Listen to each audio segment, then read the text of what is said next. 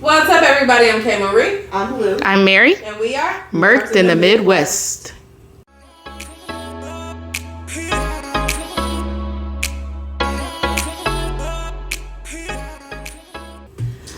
And we are back with another episode of Jilted Lovers.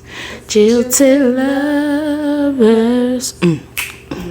That's what we are. Not us, but y'all. Yeah. Okay. As always, if you have... Episode 7? Yes. And as all... 7. Wait, when do we wrap up this season? How many? 12. Hey, y'all. Look at us. We about to go on another hiatus soon, y'all. Bye. They like, y'all just came back. Bye. Bye. Bye. Okay, but then that'd be crazy to end the episode right there. Bye. Okay, but no, as always, if you are looking for a podcast that gets straight to the point, a podcast that gives you the facts and nothing else, we understand that's just not who we are. Sorry. So, take some sidebars. exit. Bend some corners. Stage go down left. some side streets, wrong exits. We're going to do all of that. Maybe might you like drive- it. Maybe you hate it. We might drive reverse on the exit ramp. Exactly. But That's you know just what? insane That's the shit activity. we would do. I will tell you. If I miss sex, You want to know an actual sidebar? I actually did that before. I am not surprised. Not surprised at all. I got stuck on We should have an episode of confessions. Ooh, yeah, I'll save it. These are my confessions. Confessions. I got some good ones for y'all. Do I have anything to confess? I believe you do, especially the one you told us. She said that one got to stay on record. Gotta keep that off the camera. You got confessions. I know she got confessions. Come on now. So we'll save that. Well, there's certain things that even the Lord himself couldn't pry out of me, but he saw that though. But yeah, I probably got Big some Sandals, that you? Big Sandals. Big Big Sandals. Sandals saw it. He did. I just try to put it in the back of my memory. I just feel like, we live, we've done it. There's nothing to be ashamed about. I'm not ashamed about anything. I'm not ashamed. Not at all.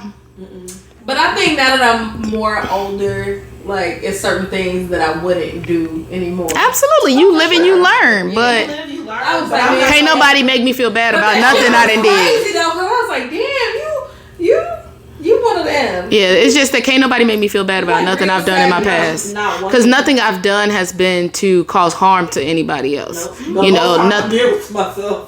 Yeah, like I've done some petty stuff, but it was always in retaliation. I think I've broken my own heart more than like any man could have possibly broken. She just wanted to touch my titty, but She lingered too long.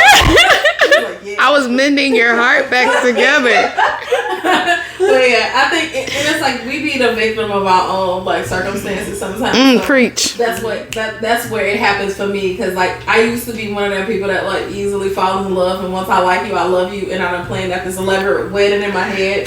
We didn't have 3 kids. Exactly, I've named all the kids and everything, so I'm not as Delulu. Junior.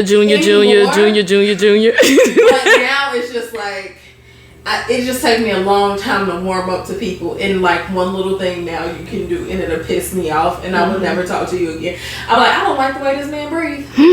See me? This won't work. I can definitely see that, but also I feel like I'm a benefit of the downer. Mhm. Like I try That got to me fucked over. I believe because I know that I'm not perfect, and I want people to treat me with the grace that I would treat them with. Oof. And But I never get grace, man. No, but I think the fact is that when you show grace to others, it allows them to show grace to you.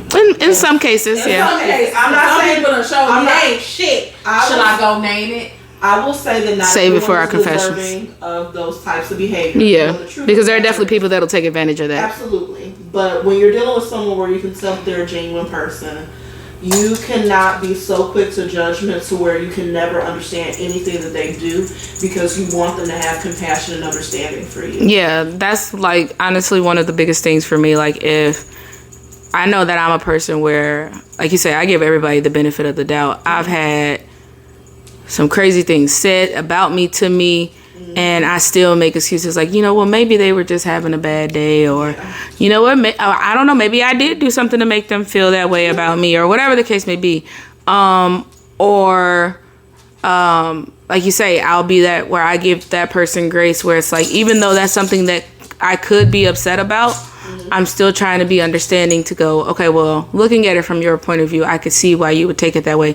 And it's just the worst thing when you don't get that same thing back.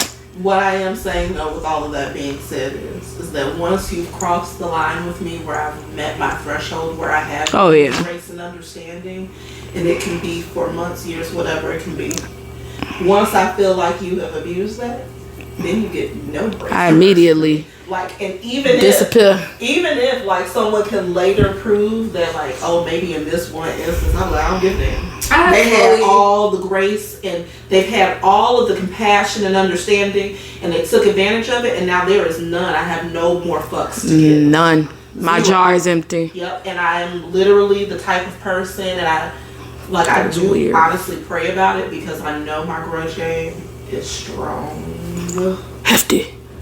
It lifts weights constantly, and I just, once I'm done, there's no coming. There's like, it's just might as well hang it up and don't talk to My me. grudge game is like, I don't hold grudges, but I am, as people would say, it's the Leo in me, because like when you do me dirty, like I'll just go like, I forgive, but once I'm done, I actually, it's like, I don't know, for me it goes to the mindset of like, oh, okay, like I'm done, I wipe my hands, I'm not mad at you, I don't even think about, like, it kind of, to me it goes to like, oh, well, that time of my life was erased, it didn't happen.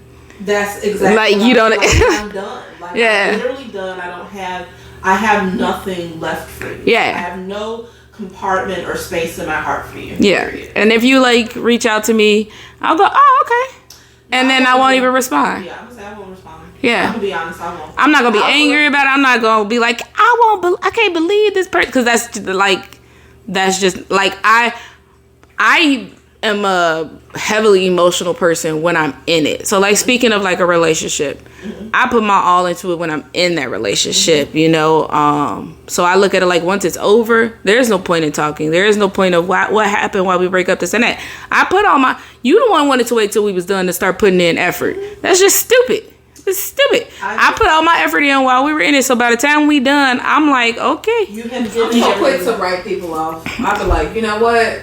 I'm not doing this. Once I see the red flags, or once I done asked you one too many times about something, I'm taking it as you don't care. And like, I'm very strong about my boundaries. Like, if I say don't do something because I don't like it, it makes me uncomfortable, I should not have to further explain why I feel a type of way, and you still go ahead and do it, and you know full well I felt some type of way. So here's my thing with that. Like, no, like, you don't even respect me. And here's my thing with that. Now, we've talked about this before, is that I don't expect anybody to make a change overnight. Right. Because as we know, habits are hard to break. So let's say that you have a habit that you're used to doing, but I tell you that this specific thing makes me feel this way. And then let's say you do it again. I'm not going to immediately write you off. I'm going to bring it up again. I'm going to be like, hey, when we talked about this. And that's where my benefit of the doubt comes in. Because then I started looking at it like, okay, well, how much time was in between? You know, was it months that went by and then they had a slip up and they did it? Or was it like the next week? Like, a lot of things start going into factor to make my decision when it comes to that. Because again, like I say, I don't expect, like, if some people could just be like, I'm not changing, which is cool. That's up to you. That's your right. And that's who I've run into. Yeah. I ain't changing myself for nobody. So, in respect to that, I do believe that we are all adults. And for me, there are things that are like non-negotiables if you won't change. But I am not the type of person who really puts that type of limitation on people. Unless it's something that I find extremely disrespectful. Yeah. So in a relationship, if you can't keep your eyes off of another woman when you're in my presence, that bugs me. So we're going to have a conversation about that shit, right? If I feel like you're being disrespectful in your types of relationships that you're having with other women, that's the issue for me. I'm not going to be out searching for it, I'll tell you that, because whoever I date, if I get to the point that I feel like I have to be detective, we aren't in a relationship anymore, I'm done. Okay? I had an ex like that. I don't have time. I don't have any time for that.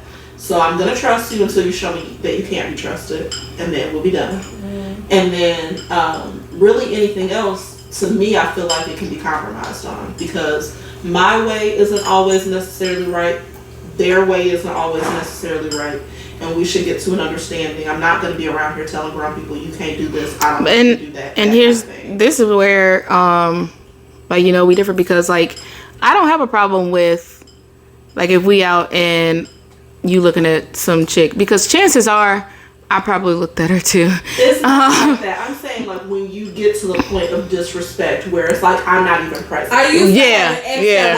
comment, Okay. like make an out loud comment. And I'm just like, Comment like what? Like, like, damn, look at her ass. And that's funny because I be doing it too. I mean, like, honestly, I probably pointed out before him. But they kept expounding on it. Okay, now that's where it gets disrespectful. And I'm like, all right, now, motherfucker. But then I it's- start talking about somebody in some gray sweat. But that's the thing though, because then don't be cool with me going, dang, did you see her butt?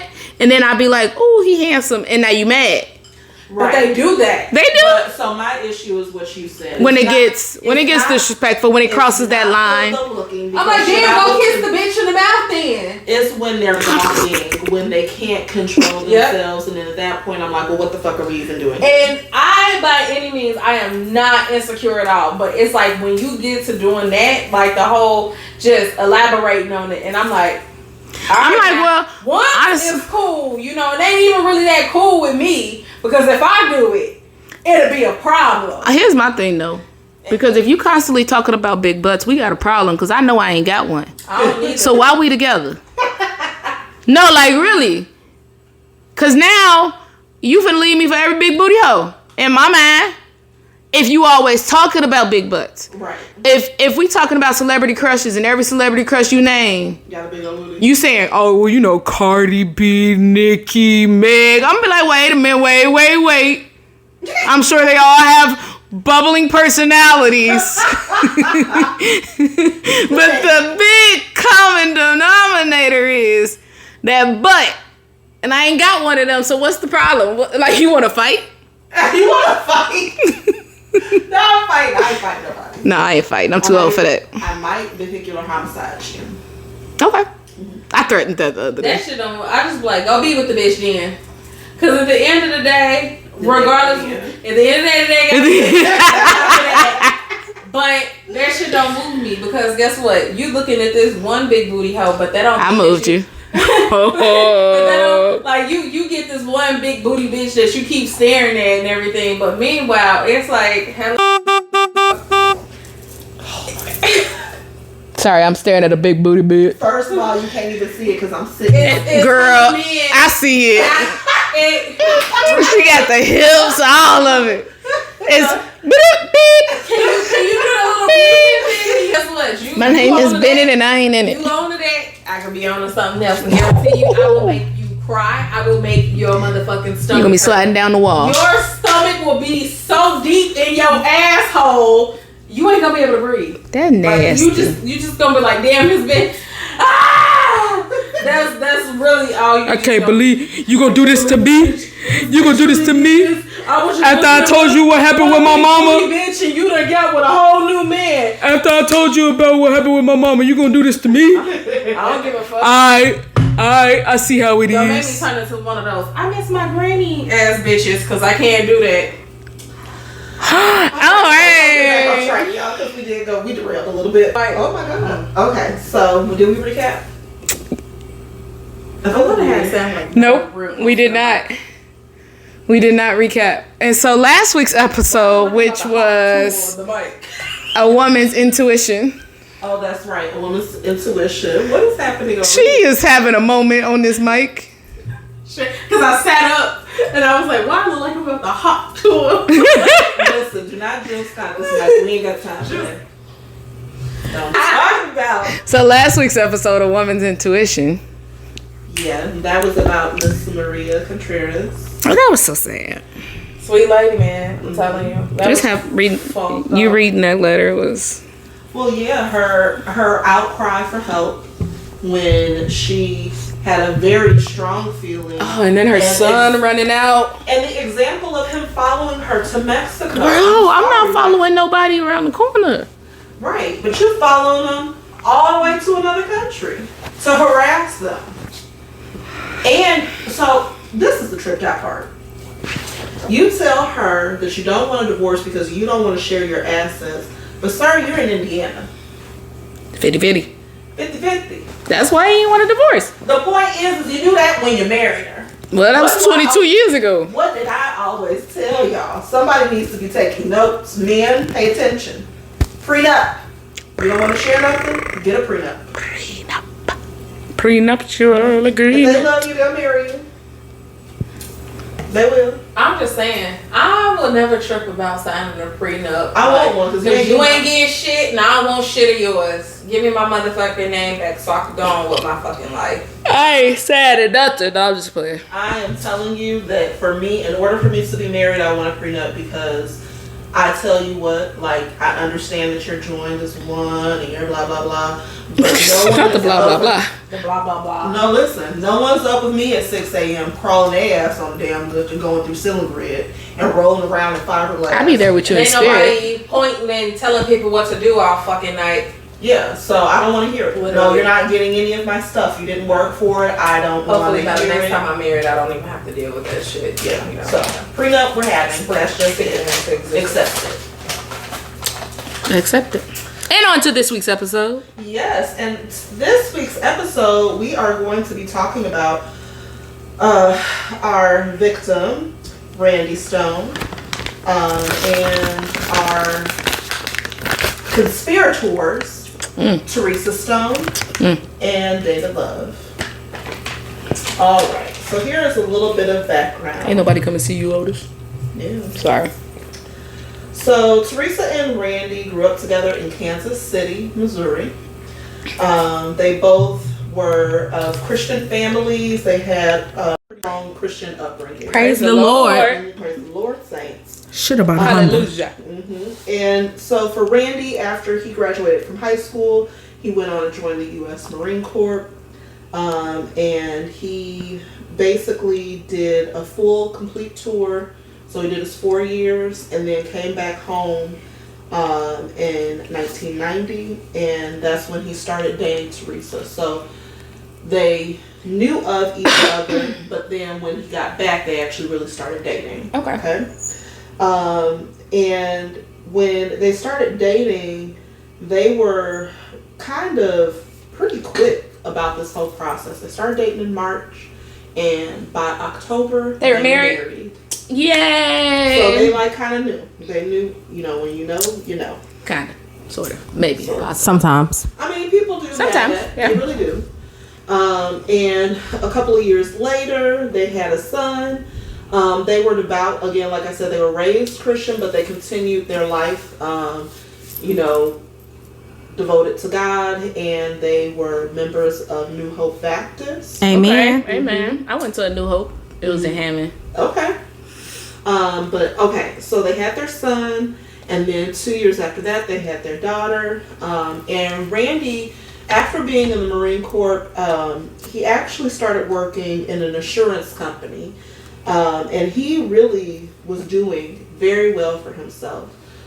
His business went from him just being an insurance agent to him owning his own insurance company and having other people working for him, and including to the point where he worked and Teresa did not have to work. She was Yes. so he was handling the business. And because his business was so good, and you know, they had a small town, so you have to figure there's probably not a lot of competition. They were just well known in the community for being active in church. Basically everybody in town getting assured by them. Their family was like a well known kind of like power couple. Okay. And then as far as Teresa, even though she was a stay-at-home mom, she was very active in her church, and she sang in the choir. She volunteered for different programs and missions and things like that. I wonder if she was alto or soprano. I feel like she's given I'm an alto energy. Period. And then because Randy was really good with finance and things like that, he actually was involved in his church as the finance, they called it the minister of records, and he oversaw the money that was coming in and out of the church. So handling the accounts and keeping track of the money that came in and out. Them tithes and offering. When the last time you paid your tithes? So it gets to the point In a minute. that they are very active in this church, and then along comes David Love. David Love became a pastor at New Hope Church, and he was younger, and he had new ideas that he wanted to use to kind of bring life to the church. So he's a youth pastor. You know, he just, how fresh blood. Pause. It's a spider. Where? On the floor? I think you just killed it. Oh no, where is it? Where is it? Wait, where's my spider spray? I shoes on. I would step on it if I had shoes on. Oh no, where is it? Under the couch. Oh hell. I got my spider spray. Dogs, get it. They're like, girl, fuck that spider. Oh my god. Okay, get up. But he I'm trying to get past him to get the spider spray. Oh my god. Is it? It's under, and that, you can set it as an outdoor spider too. Oh no! It was all black and chunky. Oh my god. I gotta get it. I'm keeping all of this in. I'm keeping this whole piece in. Get it. I know it's under like. Oh my god. Oh my god. Watch out, puppies. Don't get bombed. Oh my god. Alright. Oh no. Because I killed a spider that looked just like that by the door earlier. Okay. Okay. We're good. Hold on. I need to get this to where I can Sorry. see. I'm a little traumatized. We need that on bloopers now. Oh my god. Holy Okay, shit, so it's a spider. I need a little jumping on the couch. Just Fucking dead. I'll just be sitting like this for the rest of the day. Yeah, I can't put my feet back down. Ah, it's right there. Get it. Go. Where did it go? Oh my god! It was juicy! Gross. Oh my god. Can you get us a paper towel? Hey.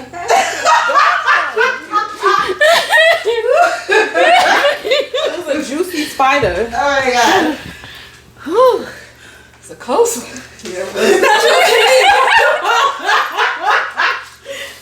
Oh my god. Okay. No more excitement. If I had to come try to save somebody, I couldn't cut your damn toe off. Yeah, I heard you back there. We all being stabbed to death. She can't even get out the Cause room. there's something with that door, like I gotta. It's like when you open it, it just stops. I ain't moved that quick in a minute. Oh shit. Woo. All right, David Love was a pastor. Oh my goodness, David. Oh goddamn. All right. You should push that mic back, please. Oh shit. Thank you so much. Shit. I'm just gonna sit like this for the rest of the episode. Girl, that spider done came and went. I know. But To glory. He might have friends. You might have friends. Come back with a vengeance. Come back with a gang. You killed my pappy. So sad, so sad. Cousin. Alright, so David Love, he came in, he had all these new ideas about what he wanted to do to kind of enhance church. He was younger, so he was a great leader for bringing in just new ideas. He was open for counseling, so people would come to him with their issues. So like individual counseling and marriage counseling? Yes. Mm-hmm. Okay. Was he certified or he just gave like pastoral? I'm Counseling. assuming it was pastoral counseling. And it said that Teresa did attend his counseling. Okay. About 3 times a week, 2 to 3 times a week. Right? That's a lot of counseling. Lots of counseling was going on. That's a lot of counseling. Counseling. 3 times a week. Counseling was happening. She said. Counseling was Counseling. happening. They were counseling each other, you know. Getting to know each other. And so this is going on pretty much the whole time of Teresa and Randy's marriage. And so you figure at the point that David came in, they were married for, at this point, like, because they got married in the 90s. David came in, they had been married for about 5 years. Okay. So then they're counseling, or she's having counseling with him a few times a week. And then we get to the point where they have been married for like 14 years. And she announces that she's pregnant.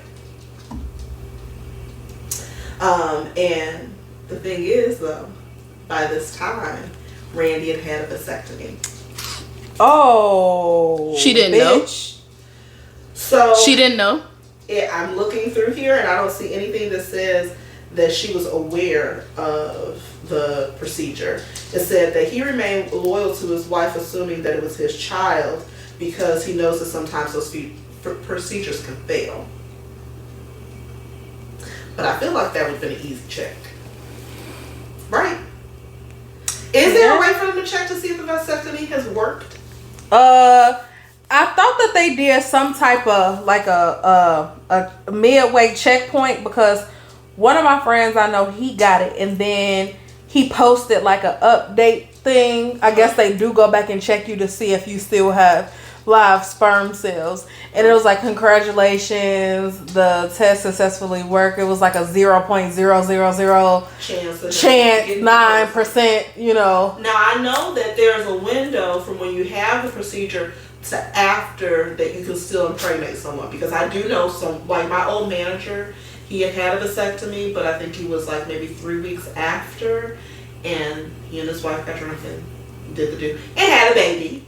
Had his own. That baby said, "I'm coming." Here. He said, whether you like it or not, bitch. Yeah. You thought. Right. So it is possible. I just wonder, like, I know that they say, I think it's 6 weeks is the window where they shouldn't have sex after a vasectomy, because you can still. You gotta put ice on your balls. And you can still impregnate whoever. But I wonder after that time, how do you, whatever you're talking about, is what they must do. So Randy was a believing. And he was thinking, this is a miracle from God. It's a miracle, baby. My wife is the Virgin Mary. Well, a little bit after this, she miscarried. Okay. So she lost the baby, and even if it was through an affair, that's still sad. It is sad. And so after this, instead of turning to her loving and supporting husband, who do you think she went? She went back to counseling. She went back to counseling sessions, and they became even more routine. 4-5 times a week. Lots of counseling. And at this point, Randy seemed like he just wasn't accepting that his wife was not about him. Like, he just didn't want to let go of his relationship. Okay. And so he just kept pulling for his relationship to be renewed, and he was very desperate for that to happen. But Teresa just continued to pull away from him. And so then he started going to his pastor for help, like asking for advice of like, what can I do? And because in the past he had talked to Pastor Love about his different issues that he was having. Basically, they began to get to the point of they would be talking daily, because he was just looking for help, right? So he started going to them sessions regularly. I don't even think it was necessarily counseling. I think because he worked at the church, he would talk to him about their problems. Talk. Can we? I hope that was good. I don't know. So now we've gotten to the point, where were we at? We were at 2004 when all this stuff was happening. At that point, they've been married 14 years. Now let's get into the early 2010. Randy and the pastor's relationship suddenly, where they seemed to be very friendly and having conversations where they talked about their personal things, all of a sudden this relationship went beep, screeching halt, okay? And Randy discovered an issue dealing with the church's finance. So Pastor had been stealing. now, why would we think that he wouldn't steal if he ain't? He already diddling the person he's supposed to be counseling. If he'll diddle, he'll steal. That's a new quote. If he diddle, he'll steal. He will. I'm fucking weak, bro. I can't. So, Randy Text that to me. If he diddle, he'll If steal. he diddle, he'll steal. So, he was going over the church books, and he was having a meeting. You know how they always have a finance committee where they go over the books every once in a while. And so he was like, our finances have been good, and he knows track like what roughly should be in the accounts, and he understands, things get moved and people have to turn in receipts, and every time the receipts ain't always exactly on time. Mm-hmm. You know how it goes. You make a purchase, something.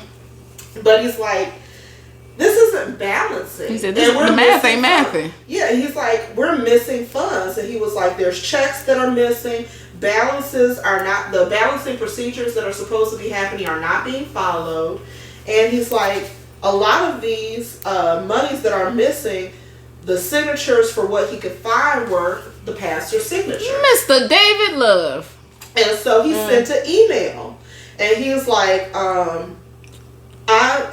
he just said he didn't agree with what the pastor was doing with the church's finances, and that he did not like that the pastor would not admit his wrongdoings. He sent this email to who? The pastor? Mm-hmm. He sent an email to the pastor, and this is the point when the relationship just screeching and halted. I bet it did. And so what Randy said was, the allegations of what was happening, Love never admitted to his wrongdoing, and Randy did not take his allegations to the church deacons or authorities. He just quit.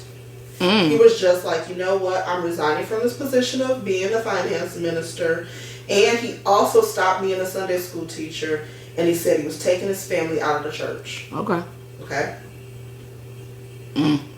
Had it Miss Teresa. So this happened, this email was sent on the 17th of March 2010. Then, on March, trigger warning, on March 31st, 2010, Randy Stone was found in his insurance business office that he owned by his wife. Teresa called 911 and said that she found blood around her husband's head. Someone called David Love, and he arrived on the scene. I think we can all assume who the someone is, because how did he just get there? During the police investigation, they found evidence of a struggle. They found that there was cash that was in the desk that was not gone. So there was about It's not a robbery. There was about $100 discovered in the drawer of the desk that was unlocked. They basically ruled it as a homicide, not a robbery, and they said that the gunshot was delivered at a point-blank range, and that the casing from the bullet was a .40 caliber bullet. They did find in the trash can a weird note that was torn up, and it said that either it was a love letter or a birthday letter. It was incomplete, and it said, "Birthday love, I am not in control of things yet, but when we are fully together, your birthday will always be exciting." So that's what the letter said, but it was like an incompleted letter. And the handwriting on it was not Randy's handwriting. Right. So that happened, and the police do their interrogation. So, of course, they are asking questions. On the day of the murder, the police officials put Teresa in a squad car, and they put Pastor Love in the squad car together. And even though they were being told by the police not to interfere, Pastor Love got out of the car trying to talk to the cops. Teresa did give a pretty tight alibi for where she was during the time for what they discovered his death was. She provided records of where she went and the people that saw her. And the police suspected, because of the caliber of the weapon, That it was a man. no, by the caliber of the weapon, that the weapon was one that Randy owned, because he owned, hold on.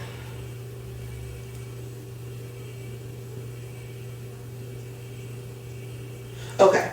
Teresa couldn't say definitely all the different guns that Randy had, which I think was, but she knows that one of his guns was missing, and this was within hours of the investigation. They had went to the home, found out the weapons that they had, and they knew that it was one of his weapons from the caliber and what he had as far as weapons.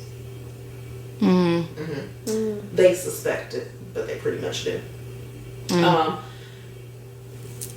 When they went, they retrieved the note that was tore up. They're asking Teresa about it, and she's like, "Oh no, I don't know about that." Later on, she admits, and this is when they left the room, but they left with the camera still rolling, that she had forgotten about that letter. So when they're asking her about this letter that's torn up that was in the garbage at Randy's office about the happy birthday and we'll be able to be together soon and all that shit and everyone that's ready, she tells them she doesn't know about it. When they leave the room, she's like talking to herself and she's like, "I forgot about that letter." Oh. And let's see what else. The police never did actually end up charging her with anything because they did lack any evidence, and she had an airtight alibi. Like, she actually had proof. Because never mind. Go ahead. Oh. She actually had proof of where she was. Gel in my head. Okay, this is the other part. So, after Randy's death, Murder. Murder. within a couple of weeks, Teresa is attempting to cash in. Here we go with this life insurance. On almost $800,000 of life insurance, or what she thought was almost $800 of life insurance. And let me get to the other article, because you have to hear how this not so nice woman went about this. So 2 weeks. She's an evil lady. 2 weeks. Let me get to the right part in 1 second. Big Sandals, that you? Big Sandals about to come in with a vengeance, baby. So Davis was the director or like manager of the Farmers Insurance Company. Like, okay, so even though Randy owned his insurance company, you know they're overwritten. They're like a branch. Yeah. And so Robert Davis was like the directing manager for multiple locations, right? And so any insurance policies you have to have somebody come out and go over them. Well, he was friends with Randy, and he's of course friends with Teresa, and he's coming to the house to check on her because her husband just was murdered 2 weeks ago. Right. And so they're talking, and he said that when he arrived at the home, and Teresa told him that about her husband's death and what her experience was and stuff, trying to sound like this distraught woman. He said he met her and she was with her parents in the house and she was distraught. She suggested that we go outside on the front porch, and she immediately regained her composure and started asking about the life insurance. When he examined the 3 policies that had been placed On the basement office desk, the policies had been carried equal to about $725,000 was the belief. But later on, Davis informed her the amount was actually closer to $575,000, and he learned that in 2005 he had switched his benefit. So Randy, this is 5 years before anything happened, he had actually switched his beneficiaries from his wife to his children. Mm-hmm. So even though, now Teresa was in complete shock and disbelief. She's like, what? Oh my God, not my husband. But the thing is that even though Randy was really trying to pull for his marriage, he knew something was going on. He knew something was happening, and it probably stemmed from the dang on pregnancy and miscarriage. Mm-hmm. That's where a lot of the doubt must have came in. But he's probably thinking like, I took these vows. This is my wife. We're supposed to, like, I'm gonna work and I'm gonna do the most I can to regain her, but I also don't trust her. Yeah. Anyway. But then also at a certain point, you do switch your beneficiary from your spouse to your kids, because the expectation is that your kids are going to live longer than your spouse will. And so you don't want, like, let's say you and your spouse go at the same time. You want your kids to be taken care of. Mm-hmm. So, anyways, that happened, and then we get to the point where Randy's niece, which is Shelley Bell, told her uncle, we have 45-year-old. Okay, that her uncle would have been 45 years old, and that he feels like the decisions of this cold-hearted woman took him away, and that she deserved to have like the maximum sentence that was possible, and that was just her talking about it, because the family really did believe that she had something to do with it, and this is before she was even charged. Like, and then hearing the conversation that happened with that Davis, director, and knowing that she said that the note thing, and so they're like, like, you might not have been the one to pull the trigger because of your alibi, but you had something to do with it. So there's that, and then let me get back to the other one here. So after all this happened, Randy's dead. They've interrogated her, and then it gets to this point. They're continuing their investigation, but they actually re-interview Teresa. And the police start asking her questions about Pastor Love and about, what's been going on with y'all. Because we have lots of people saying that you guys have been very close, very tight for roughly 10 years, and it seems a little strange. And then they confront her with the email that Randy sent, and they're like, why was it 2 weeks ago your husband is saying you guys are not coming back to this church, and then now he's dead, and then you call the pastor. You call the pastor here of the church y'all left to where your husband's been murdered, and he gets here before the police do. And so they start pushing her, and she broke down in the interrogation, and she admitted that she had been having an affair with Pastor Love for 10 years, that the baby that she was pregnant with and had the miscarriage with was Pastor Love's, and she said that Pastor Love murdered her husband.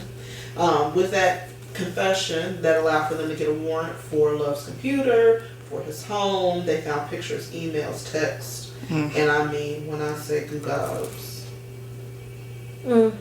it's a lot. And the text messages are public record, so we'll put that on. I mean, bleh. Okay. Y'all gotta stop doing shit that's trackable. I mean, but they did everything that was trackable if you think about it. Well, yeah, but I'm just saying, especially with a text message. I'm just saying, why was the pastor so freaking dumb to sign these things that cause for any type of investigation into missing money? Like, if you gonna cheat, what you gonna do? You ain't gonna beat my ass because I'm cheating. You ain't gonna beat my ass. I'm saying, but you can go to jail for stealing money. Yes, absolutely. So anyway, You ain't gonna beat my ass though. right. Tough break. So yeah, there's all these emails that are like love notes. They have all this stuff, and it's freaking disgusting. Anyways, they come to him with the information of her turning on him, and he basically kind of breaks down too. And because at this point he knows they have everything. They searched his computers, and he makes a plea deal for 2nd-degree murder because he knows if he didn't, then he would get 1st-degree. And he was sentenced to life or a life sentence with an eligibility for parole in 2036. Goddamn. Mm-hmm.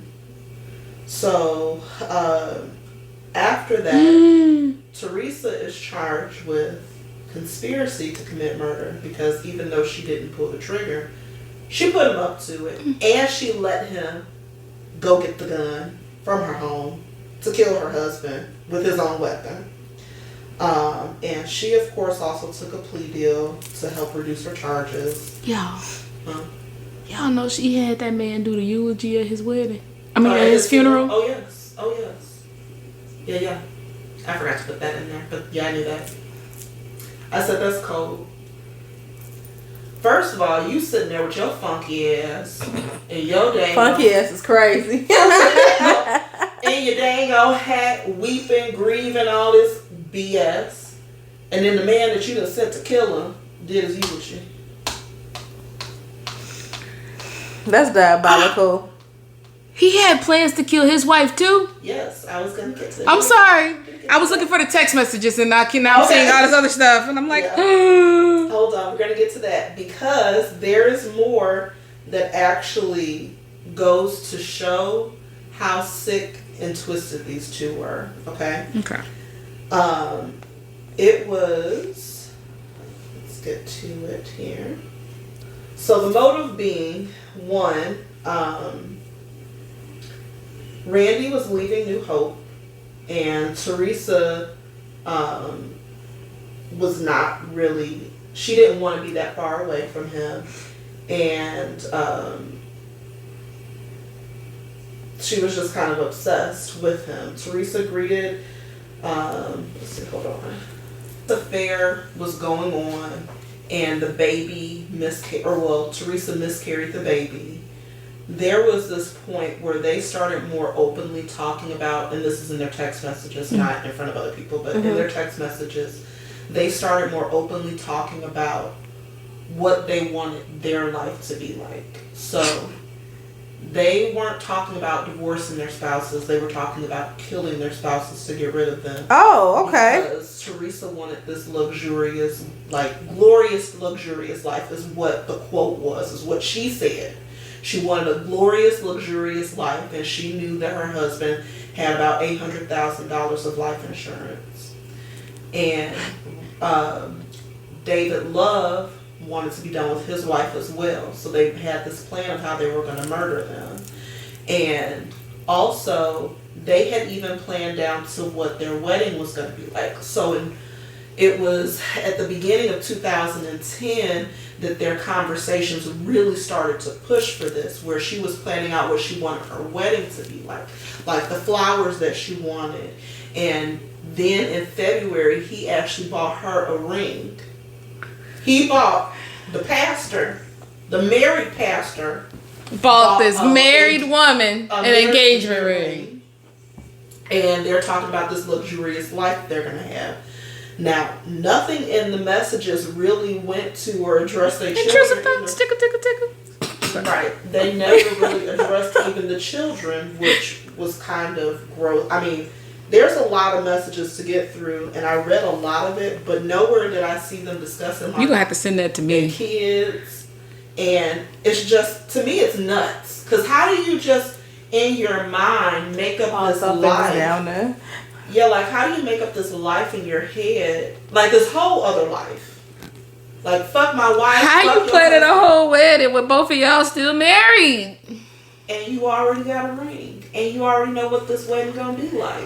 Trying to get married Out here while you're wedding dress already shopping. married is actually illegal, and you will go to jail. Well, that's why they was gonna kill him, Keisha. Then they wouldn't be married no more. They'd be Duh. married. But still, like, there are people that still try to do that shit. Yeah, that's true. That they will still try to do that. So, and these emails, I mean, it just went. Why y'all Okay, doing all okay, this shit here- on paper? Is the Here we go. craziest I'm gonna thing. give you some words. Here's some Please. words from their emails. I long for the touch of your hand as you walk by, the twinkle in your pretty blue eyes as you smile at me. You are my doll. Your encouragement is all that keeps me going. Thank you for being wonderful, beautiful, sexy, and smart. I live to please you. I am so totally in love with you. And that's just an excerpt. And when I tell y'all it goes on forever, it just makes me want to vomit. It's unbelievable. It's fucking unbelievable. Let me see. It's just I need you to send it to me. I will send you the What whole else? thing. It's like, it's unbelievable. I cannot wait to watch you walk to me, knowing that we are officially about to be married publicly. David wrote in January 2009. I love your ideas. I love your plans. I think you can collect wedding info and file it as if you're planning for your daughter. What? Maybe a rose garden or something like that. My dress, I am not sure. When I find the perfect dress, you will be the first to see it. I'm telling you. Crazy. It's insane. And God still bless And you. That part. Because I read that part. Sandals. He ain't. Big Sandals, that you? No, it wouldn't. I really don't believe that Jesus had a thing besides taking Randy on home because these fools want to get him out of here. The upper room, baby. I mean, it makes me Diabolical. sick. It is diabolical. It's just like, I always say this. I feel like on every episode, I just feel like, what? What? So yeah, now with Teresa's sentencing, they both admitted to it. They pled guilty. I feel like they did get less than they would have gotten if they had just tried to go to trial. Of course. And she ended up getting, her maximum opportunity of jail time was 10 years, but she got 8 years for conspiracy to commit murder. And then he got 27 years or something like that for a possibility of parole. My hope They both right. is that in 2036, when he's eligible, I hope that the families are sitting there in their Sunday best. No, I had to make it a little longer. Yeah, I need it to be, he doesn't need to get out. What does he need to get out for? No. To be a threat to society. Yeah. Did you say the part about David? Like, King David? And his whole comparison? Oh God, I'm sure it's something ridiculous. It was like God had a thing for They that. always blaming stuff on And God, bro. was like basically like how King David saw Bathsheba and sent her husband Uriah to war to be killed. Like, he was like, it's the warrior in me. A girl. Why do people always okay, when I say this is about to sound real messed up. Why don't people use God for their bull crap? to justify their mess. Like, Absolutely. If I smear God over it, then it don't stink. Guess what? Smearing God over it still stinks. It's the don't warrior smell like in seven me. daisies and cinnamon. God probably up there like, now where am I in it? You know, it's like God made me do this. Big Sandals, thing say is- you. the thing is that people play with God. The truth of the They play matter too is, daggone much. Oh yeah. and That's one person you know, I'll never play with. Never. It is just, it's sick. It's sick that this happened. The audacity of all of it really shows the lack of compassion. Even for the fact that if you wanted to be done with your husband, you didn't want to be married to him no more. You wanted to kill him, but you go get his weapon. You have your boyfriend, your fiance, kill him with his own gun. Then you have said fiance do his eulogy. Then on top of all of that, then you come with, I have an airtight alibi. I didn't have anything to do with it. Like, you're sick. That's all I got. You deserve everything coming to That's you. messed up. Not even just jail time. But you know what's like even more messed up is that all I could think about right now is tickling Keisha. My intrusive thoughts are like taking over. I'm just like Get it. But yeah, we'll share the documents of the messages because I mean it shows everything from where the stores they talked about everything in these messages, and if I sat here and read all this to you, we'd be here until tomorrow because this goes on and on forever. They were looking at JCPenney, they were looking at Lord. David's, they were looking at all these different jewelry stores and bridal wedding dress stores, and they had a whole wedding plan and a whole plan to get rid of their spouses. And thankfully, like, No matter how you slice it, they was going to jail. right, but thankfully, honestly, they botched this so bad because you know his wife would have been out. If they had got away Oh, with yeah. this, the wife would have been gone. She was next. She was next. She was going to be dead. They was gonna wait a couple of days. And they're like, oh my God, it's really a lot. They're like, we're both widow. That's how we met our love. No, for real. They would have been like, we were consoling one another. Mm-hmm. And look at this crime wave that's going through our town. It's a monster out there. Also, too, there are episodes of this on Oxygen that you can watch. Snapped. And then there are like a docu-series on ABC. It's like a murder documentary series that you can watch. And there are episodes on this. And there's a lot of newspaper articles, but truthfully where the most information that I got was ABC and the Murderpedia for it, that you can see everything. I mean everything, and it just goes on. Just keep on going because they just kept writing. They were sick. That's all I got for you guys. And That was a lot. Yeah, it was a lot. And that I feel like this is one of our most jilted lovers because their affair went on for so long. Like 10 years. I just wish when he had them doubts that wasn't his baby, I just wish he would have walked away then. Yeah. But I do understand why he stayed. I do. I think that he thought his wife, even though she was a cheater, he didn't feel like she would hurt him. But anybody willing to cheat on you is already hurting you. True. See, and so I feel like if you're willing to do that, because all of everything that comes with the cheating, the lying, the secrecy, and all that, like you're willing to do anything at that point. To me, especially because especially if you're going through the depths to cover it up like that, people will go to the ends of the earth to bury some of their deepest secrets. And so at that point, like I can't trust you whatsoever. I can't trust you with my life. Like I don't know what you'll do. Yeah. I seriously, like, I could not be that person to take somebody back after cheating, because even though I am a person that has learned forgiveness, I will probably never let you live that shit down. Like, I know that right there is like the ultimate form of like, you might as well just spit in my face if you cheating on me. Because you don't care. Because you don't care. Yeah. Like, you might as well just spit in my face. And that's the ultimate form of disrespect to me. So, I just feel like I would never let you lay that down. And that's the thing, that this is not talked about enough, and it came up on Twitter.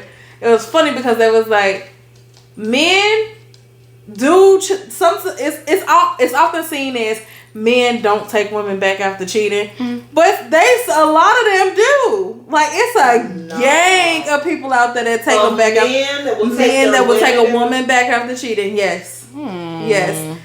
I'm telling you, I'm gonna throw some stats out there. Yeah, okay. I'm gonna throw some out there. But I know there's things you don't. It's because it's so embarrassing for them. They don't put it on Front Street how women put it on. Quiet. They keep it quiet. And then it's just like us. We be like, oh hell no, this motherfucker cheated on me. I'm about to motherfucking flip this shit upside down.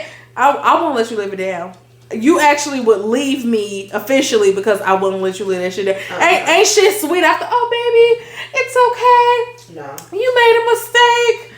It's alright. I'm sorry. No. That's not a mistake. No. You did not trip on your No. And no, of this? When they say, What I gotta work through. what was for better or for worse? For better or for worse do not mean cheating. I will dog walk your ass up and down the motherfucking house. You just gonna have to leave me. Just leave me. Don't even cheat. Just leave. If you feel like you want to cheat, Bye. the door. I will pack your shit for you. Yeah. Well, that's gonna wrap up this week's episode. Yes. As always, like, subscribe, share, follow us on all social media platforms, all listening platforms. You can email us at murkthinthemidwest@gmail.com if you have any questions, concerns, any cases that you'd like us to cover for our next few episodes of this season. Positive feedback. Not talking about Constructive. personalities. Constructive. You know, don't be mean talking about personalities and shit. You don't really know much of us about unless you know us in real You life. only know what I let you see. Yeah. Exactly. And honestly, like, you're starting to get understanding of our personalities, I feel like, because we're very open. But just because you see us in a 45-minute clip or an Don't hour mean you clip, know every fucking thing. it don't mean that you have an idea of who we are at all. So, bye. Adios.